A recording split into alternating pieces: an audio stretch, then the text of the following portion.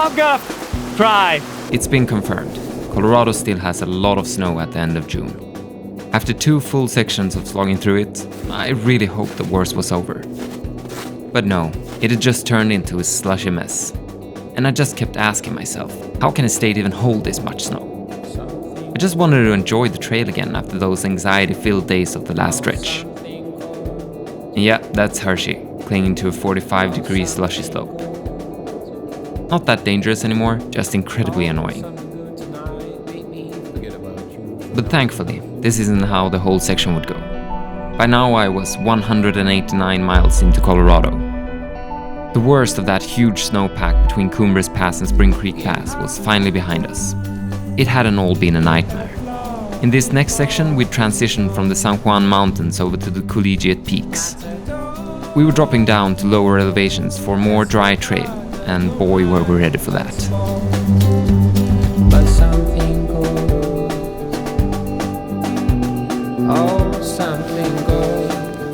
Back out on trail, we had the easiest hitch I've ever had. Walked out of the hostel and we see a car coming up and we stick out our thumb and it stops. We didn't even walk 10 meters, I think. It was just crazy, and they were the nicest people also. Great hitch. Should be a fun day.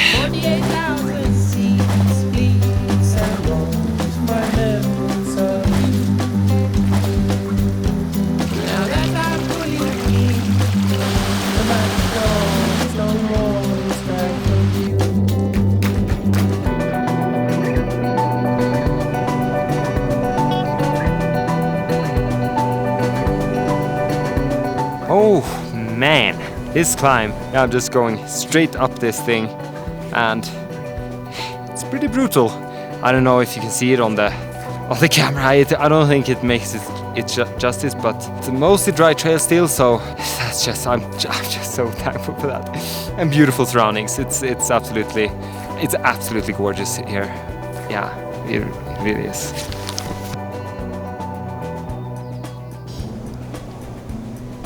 Yeah, that was a tough climb. Oh Jesus. Oh wow. Oh, I'm sorry about that. My lungs go a little bit crazy on these climbs. It's high up also. It's 3,900. Oh. It's 3,919 meters. Ooh, before I get another cough attack.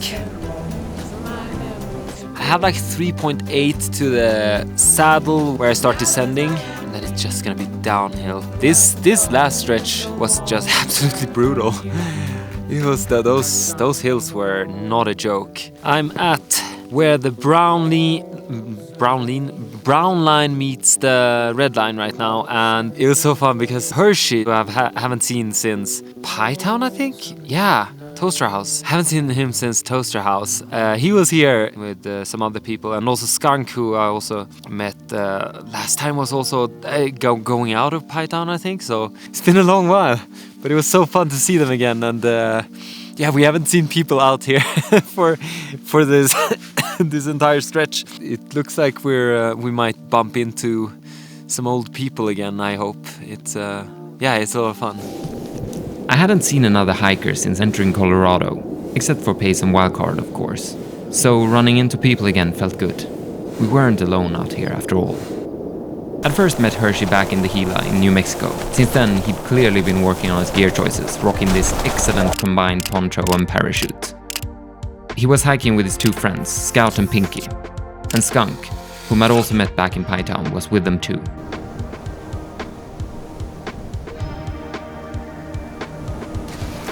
This is what I dream of. Dry trail. Every time. Every day. When I'm in my tent. I'm dreaming of this. Not this though. This is a little bit wet.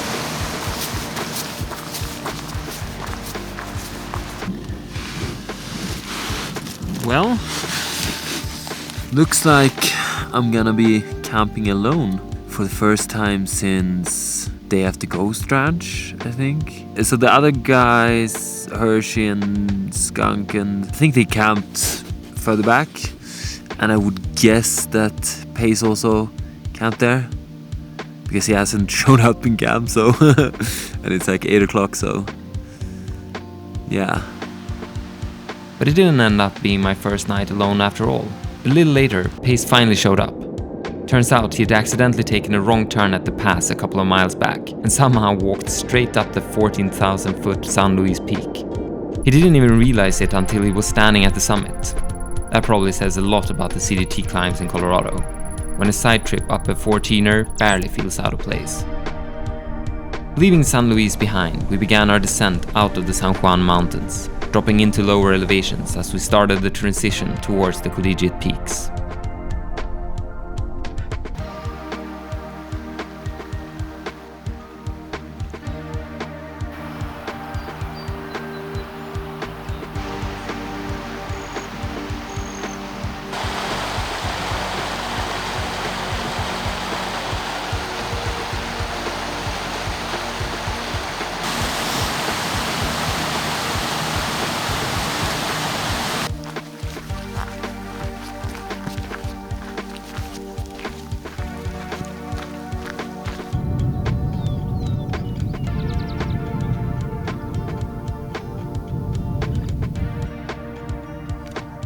Mile 1000. Wow. I'm not exactly at mile 1000 because with the Gila alternate and stuff like that, I'm like 80 miles behind, so I'm more like at 920. But still, should be about a third of the trail. So that's pretty cool. Yeah, just excited to be here. Hey! Look at this! Let's go! Sick! Yeah.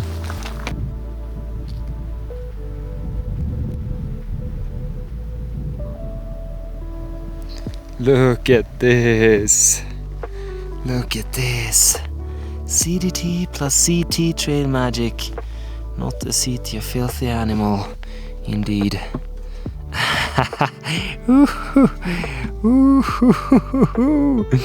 This is wow. And didn't actually check. Oh wow.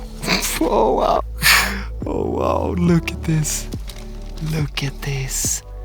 Wow. Oh wow. This is great. Yeah. Gotta be some trail magic somewhere. Yeah. On a seat, you filthy animal. Cool, man. It's great. There's some cookies in there. Gatorades if you want that. What? Let's go. Man. This is just too awesome. Password.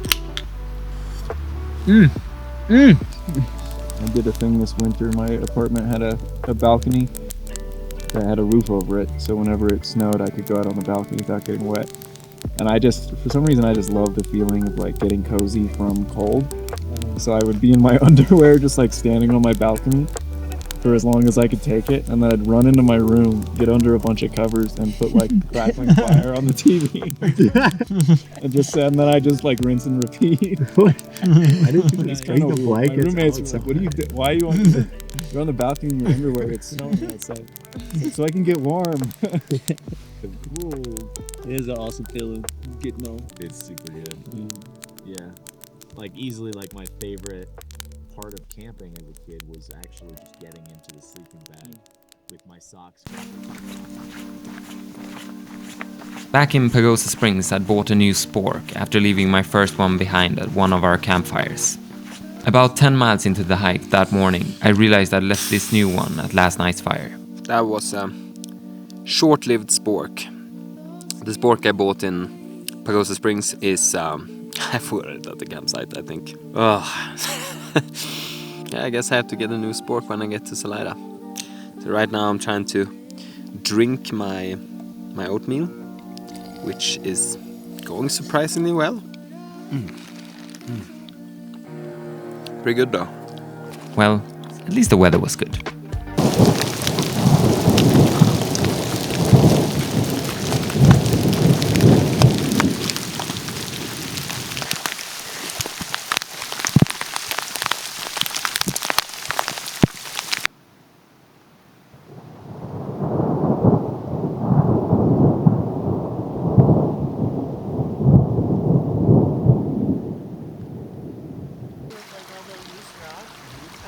had run out of water, so I just used it as a little thing. Do it again, yeah. And then today I was just like... Yesterday was a real bad weather day. We had rainstorms, hailstorms, thunderstorms. The thunder was pretty much going on all day. We had some small gaps with a little bit of sun, but yeah, it was really bad generally. And wet when I got to camp. And then this morning when I woke up, it was it was hailing. It was hailing. And I was not excited about getting out of the tent. But as soon as I got ready and started walking, it was totally fine. And it's been a beautiful morning actually, and beautiful clouds all around. And yeah, pretty spectacular actually. So yeah, bad weather is kind of good also, even though it's not very pleasant.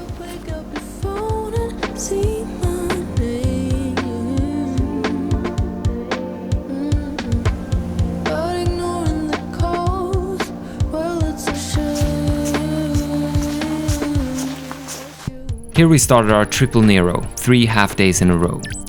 There was a cabin about 10 miles before Monarch Pass and Salida, and as it happened, we had camped 10 miles before that cabin.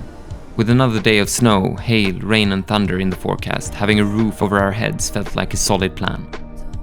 At the same time, I could feel a little pressure building, the reminder that sooner or later we'd have to get our miles back on track if we wanted to make it all the way to Canada. Still, 2 short days into Salida and 1 short day out felt like a fair compromise. Spending an entire afternoon in front of the fireplace, drying out, warming up and doing absolutely nothing was amazing. These small breaks are what keeps your sanity alive on sections like this. And with the collegiates coming up, we knew we needed to regain some strength before tackling those iconic exposed mountains.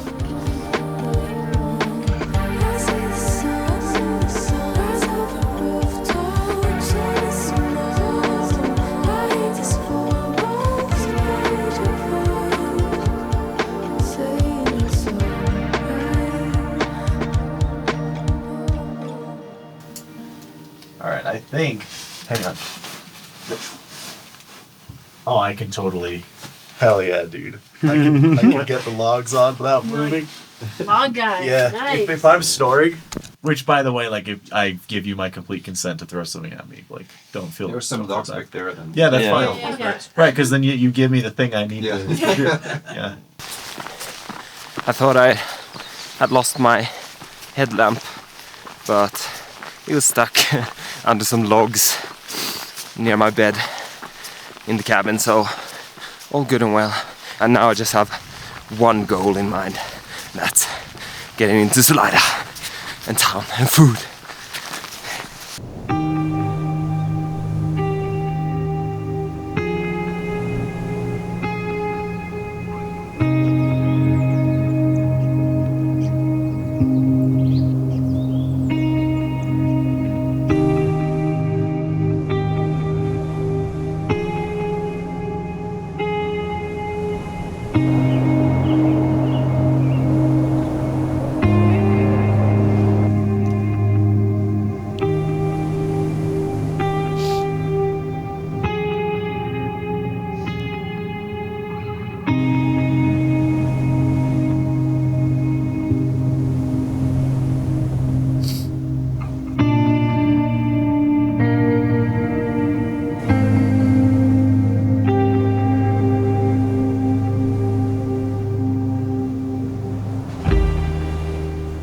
We're back in snow again.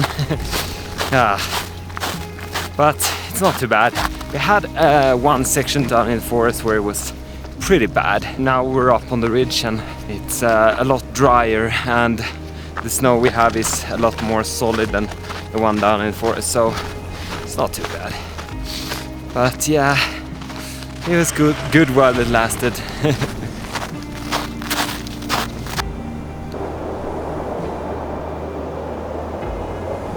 At Monarch Pass, we reached the start of the Collegiate West Route, a stretch that sticks close to the Continental Divide, mostly above the tree line, fully exposed to the weather.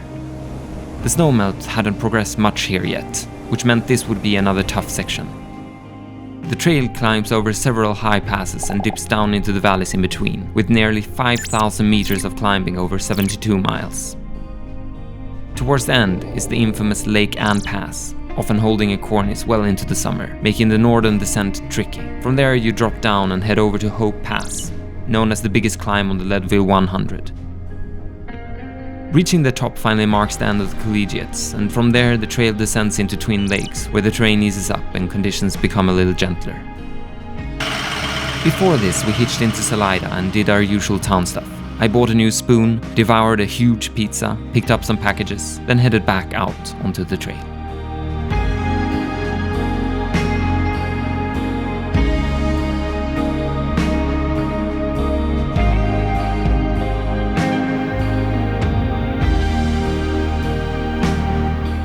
The weather forecast was really good for the upcoming stretch, which was a relief, especially since we were heading into such an exposed section. But the good weather had a drawback that would soon become very apparent. Maybe it was the warmest day of the summer so far, or maybe it was just the late June sun finally hitting those sunbather UV index dream levels. Either way, the snow was melting faster than ever, and we would soon enter the worst post-holing section on the entire trail. And honestly, maybe the worst of my entire life. Ooh, it's crazy how fast it's melting right now. Yeah, the water is just coming down. I think it will be like this next couple of days, so that will probably get rid of a lot of snow ahead of us also, which is nice. I think it's always kind of fun to hike around ski slopes. It's I don't know, yeah, it just makes me want to ski a little bit, but it's also fun to just see it in the summer when it's no one here, and just imagine how it is when it's snowy and yeah, beautiful place to ski.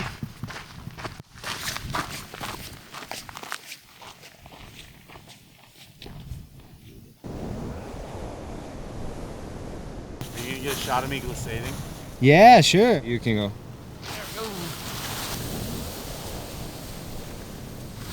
God.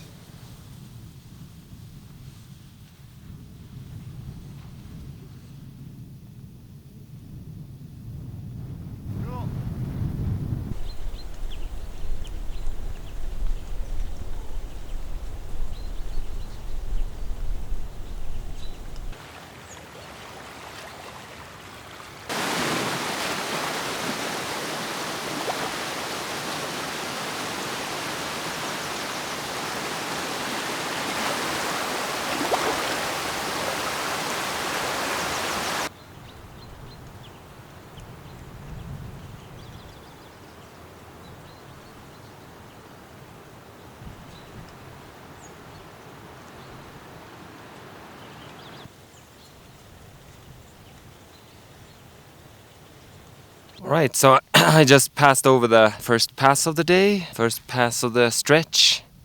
It's been some snow going up here, so we're definitely back in the snow, but it's gonna be a mix today, I feel like. Yeah, no, it wasn't a mix. It was a lot of soft snow with a thin icy layer on the top that did not hold the weight of me at all.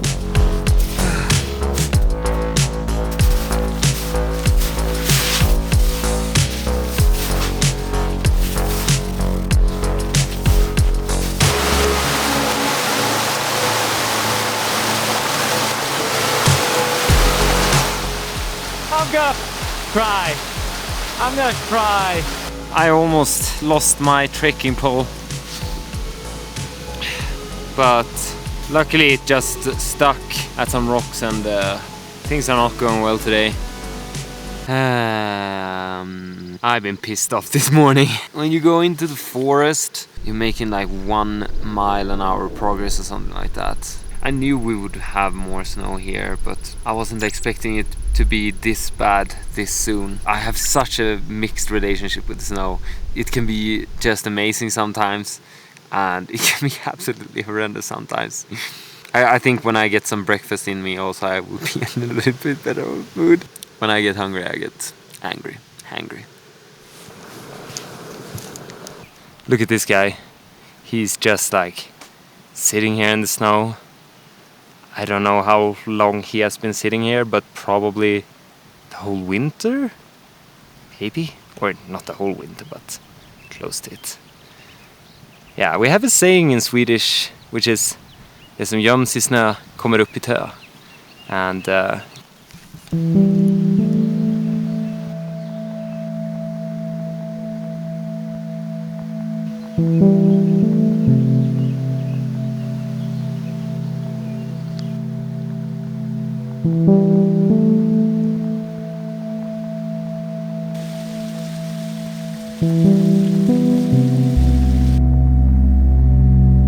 here's this kind of thing where I kind of get a little bit of anxiety.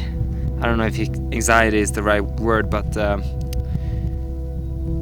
when I can't do enough miles, or like when the mileage slows down to like 2, 1, less than 1 or something like that, you feel like you're doing no progress, you get kind of stressed, and I don't know, that's the thing with the Thru-Hike, you always need to move, you always need to get somewhere.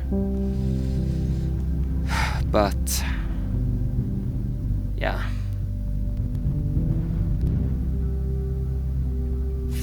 We decided to call it a day when we dropped down to dry ground in the valley below Tincup Pass. A perfect spot to camp and gather strength for the high traverses over to Cottonwood Pass and down into the next big valley. So our triple Nero had suddenly become a full-on quadruple Nero.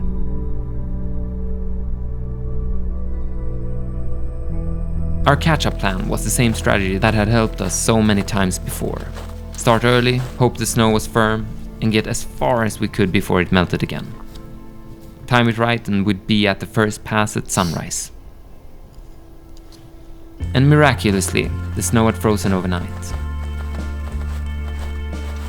It was quite the route, a big climb up from the valley where we'd slept, then over 3 high passes above the tree line, dramatic peaks forming walls all around the divide. The snowpack felt solid here, not collapsing like the day before. You learn from crumbling bridges, watching cityscapes turn to dust. Filming helicopters crashing in the ocean from way above. Got the music in you, baby, tell me what. Got the music in you, baby, tell me what.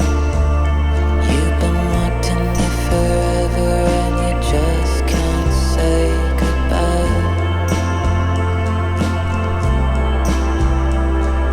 Kisses on the foreheads of the lovers wrapped in your arms. You've been hiding them in hollowed out pianos left in the dark.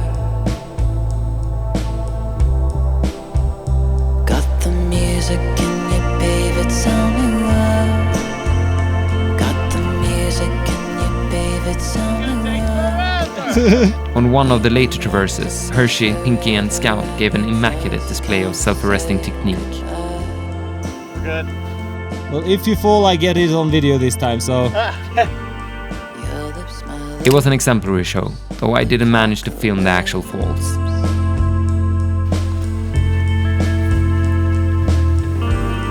Your lips, my lips, apocalypse.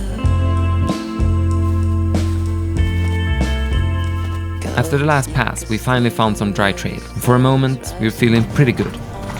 And just when you start feeling good is usually when you need to be the most careful. And I was perhaps feeling a bit overconfident here. When we started descending to Cottonwood Pass, I tried to shoe ski down a slope. It was a bit steep and I quickly fell into a glissading position instead. As I gained speed, my butt hit a rock and pain shot through me like I've rarely felt before. I thought I'd broken something. For a moment, I thought, this is it. It's over. My hike is done. But after 10 minutes of screaming and cursing, I finally gathered myself and started hobbling down towards the pass. Lesson learned, be careful when glissading on soft, thinning snow late in the season. Got the music in you, baby, tell me what. You've been locked in you forever and you just can't say goodbye.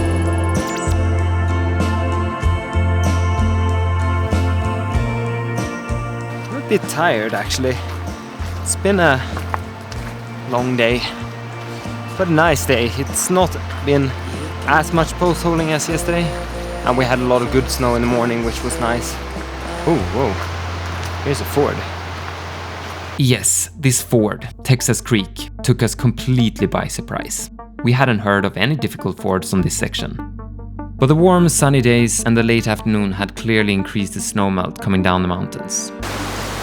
This guy, whom we'd also met that day, Sticks, made a first attempt on the CDT crossing.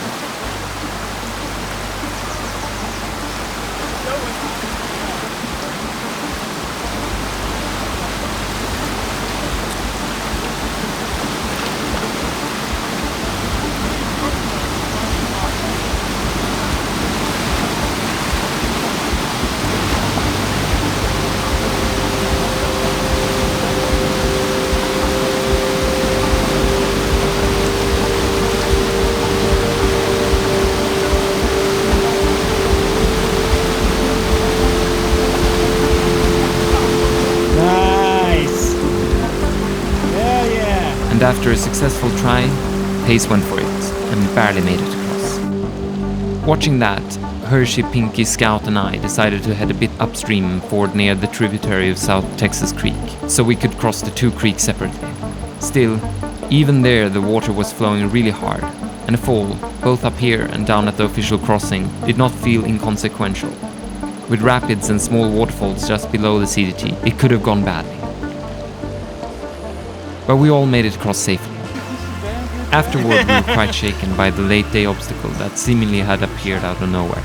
But as a reward, we got a dry, beautiful campsite with a warm fire. And if there's something I love, it's a good campsite.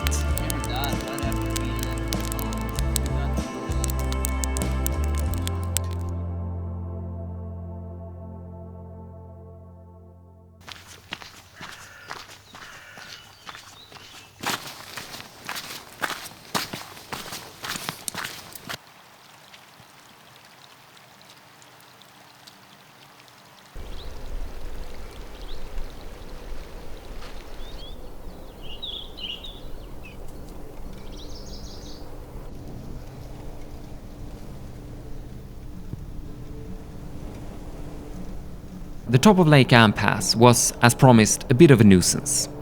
The cornice that lingers well into the summer makes the first part of this descent tricky. No matter if you take the west or east side, you're forced onto a steep slope. We opted for the west side, and with careful steps made our way down. No slips and no rocks to the butts this time. We now had an almost 1,000-meter descent into the valley, followed by an equally long climb up to the top of Hope Pass, the final high point of the Collegiates. A stretch that wasn't dramatic anymore, just dry, straightforward and physically exhausting. At the top of Hope Pass, I finally sat down. For the first time in days, I let myself breathe. The descent meant we would finish the Collegiates, and the trail would stay a little lower for a bit. I looked out over the grand view ahead. And for the first time in a long while, I felt like I could actually start enjoying the trail again. I hadn't been able to do that for several weeks. I had been too busy dealing with the constant anxiety of a pass, a traverse, or a never-ending stretch of post-holding up to my knees. The rest of the section up to Leadville wasn't supposed to be one of my favorite parts of Colorado, but somehow it was. It was the point where we left spring behind and stepped into summer for the first time. The struggles I'd been carrying ever since entering Colorado seemed to ease right there, at the top of the pass. I knew that wasn't entirely true. We would still see snow, but the snow wouldn't be what it had been. And even though I wasn't expecting the trail to suddenly become easy, that didn't matter. It was just enough to know that I loved being out there. The hard parts will always come, and they humble you. But once you're through them, you're different, stronger. Surface far below these birds.